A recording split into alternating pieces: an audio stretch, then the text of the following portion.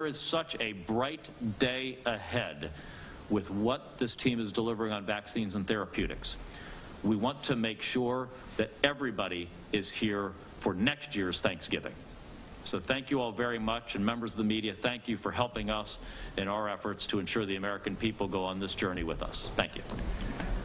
What a message there, and what a moment, definitely, for America here today, learning a little bit more about the vaccines that are awaiting approval. But if everything goes according to plan, it looks like late in December, we will have some vaccines that will be able to be first pushed out to our frontline workers there in the hospitals, the doctors that need it the most, that are treating the most people there. But did you ever think that we would be talking about it within this year? A lot of people didn't think that it was going to happen. They says talking about a vaccine within the year 2020, not even thinkable.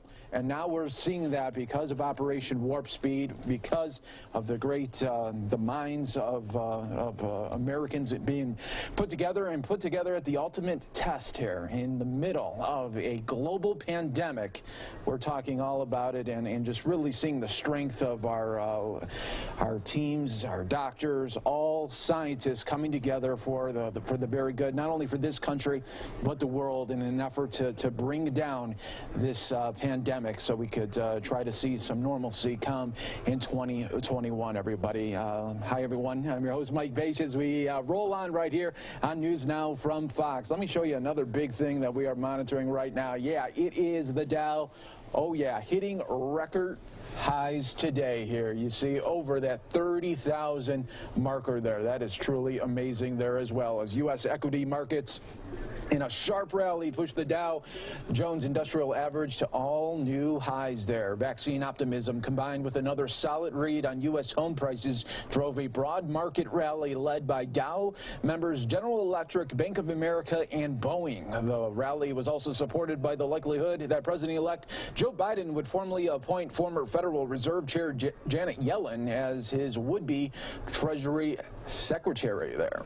So there you are seeing the Dow just popping, stocks, broad range right now, all doing exceptional here as we're talking about 30,000, almost 30,100 right there. All right, we got some other election news to get to here as well concerning Pennsylvania as well. And we also have President Trump continuing to triple down, not letting go right now, as you can see on his Twitter here. Let's show you that one here. This was about 2 hours ago, this tweet. He says, remember, the GSA has been terrific and Emily Murphy has done a great job, but the GSA does not determine who the next president of the United States will be. So yesterday, President Trump let the GSA start the transition process for Joe Biden, as his team will get important updates, as well as government agencies will be better to assist the Biden campaign as well. But President Trump still holding on hope for some legal challenges to come his way here. And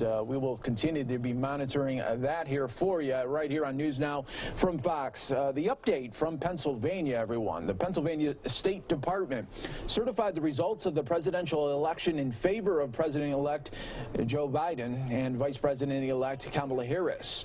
Today, the Pennsylvania State certified the results of the November 3rd election in Pennsylvania for President and Vice President of the United States as required by federal law. I've signed the certificate for the slate of electors for Joe Biden and Kamala Harris. That was from the governor there, Tom Wolf, tweeting that out earlier. The certification comes as President Trump's campaign is appealing a federal judge's dismissal of his campaign's effort to block the certification of votes in Pennsylvania.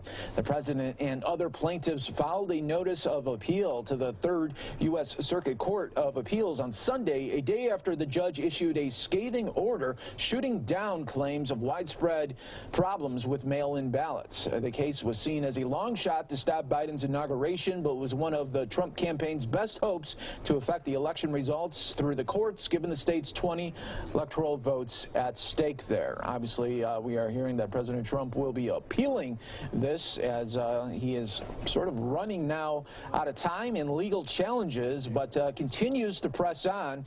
President Trump still says that yesterday that he is going to continue the good fight, quote unquote, there for the election in hopes of really a Hail Mary sort of shot to come his way. The campaign also filed a motion on Sunday night asking for an expedited hearing as soon as tomorrow as they seek to amend the Pennsylvania lawsuit that was dismissed before the state certifies its election results there officially next month there. So we will continue to bring you the very latest as we see it right here on News Now from Fox. All of the updates, you know, we got you covered right here on News Now from Fox, always raw.